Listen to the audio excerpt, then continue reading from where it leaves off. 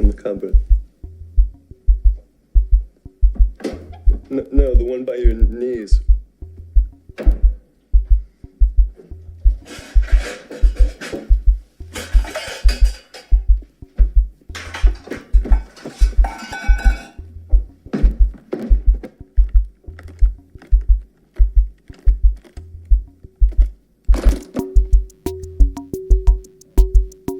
We happy? Vincent! We happy? Yeah, we happy.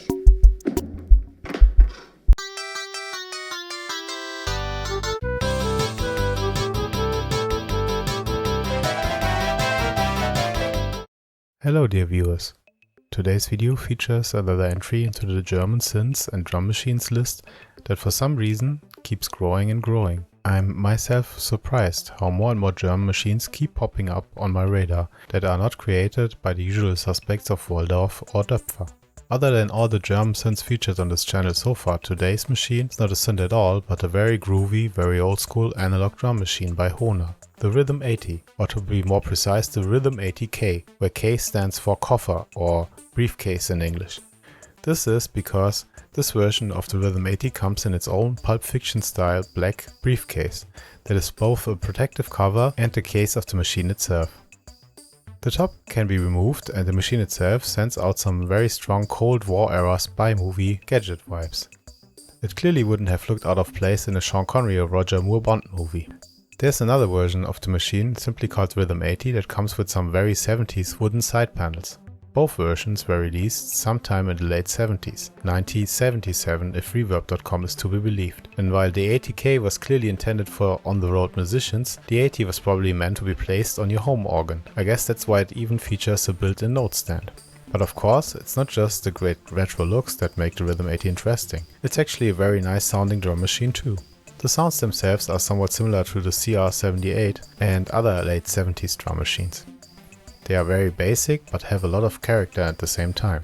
There are 10 sounds in total: kick, snare, hi-hats, cymbal, maracas, low conga, low and high bongos, claves and cowbell, which itself is composed of 2 sounds triggered simultaneously. The user interface is composed of just a few knobs for volume, bass, treble and tempo, as well as a tiny 2-segment display and some status LEDs on the left, and a lot of buttons on the right. These can be used to control playback, pick a rhythm preset and set up variation and repetition. There's no direct control over the individual sounds or patterns. The Rhythm 80 is essentially just a preset rhythm player. That's why on the back all you find is a single mono 6.3mm audio out, as well as 2 foot pedal sockets for fade out and start. And start we will right away. Let's actually listen to some of those preset rhythms so you can hear the machine in action.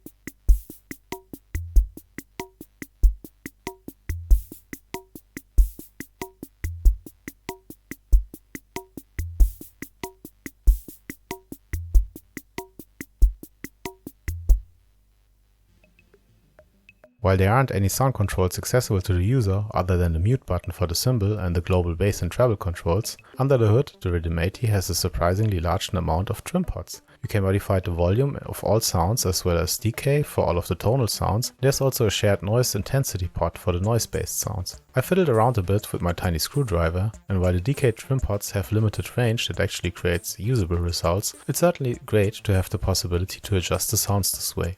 The way the case was designed, you are only 2 screws away from the trim pots for some quick tweaks you can do while the machine is up and running. Of course, try not to electrocute yourself while doing so.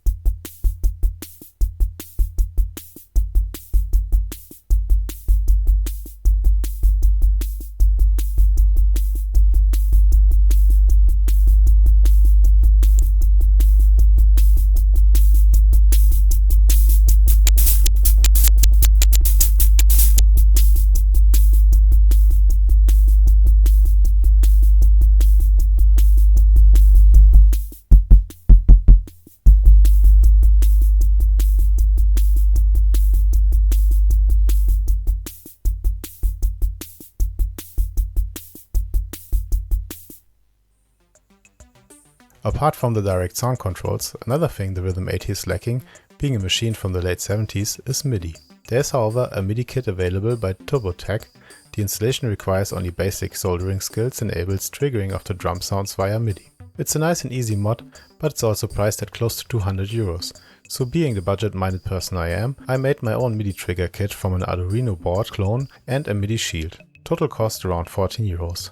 And I also had to sell my soul to ChatGPT for it to write an Arduino script for me that translates MIDI notes to trigger pulses. I could have probably figured that part out myself, but I rather spent that time poking around inside the Rhythm 80 some more, because one truly great thing about old school analog hardware is that there is enough space to mess around on the board itself, as opposed to say a Volca mainboard. And with the help of Moritz Klein's fabulous YouTube videos about audio-focused electronics, I was able to understand where to tap into the circuits to add tuning to some of the sounds, as well as some other tweaks I will present in an upcoming video. As I guess it might be interesting for some of you, I will also give detailed explanation on how to add my MIDI trigger solution to the Rhythm 80. So much for now. Hope you enjoyed the video about my German CR78. Stay tuned for my next video where I will try to add all of the mods I mentioned earlier, plus a nuclear launch button if I can find one on eBay. Until then, see you soon with another video on the Rhythm 80, I guess.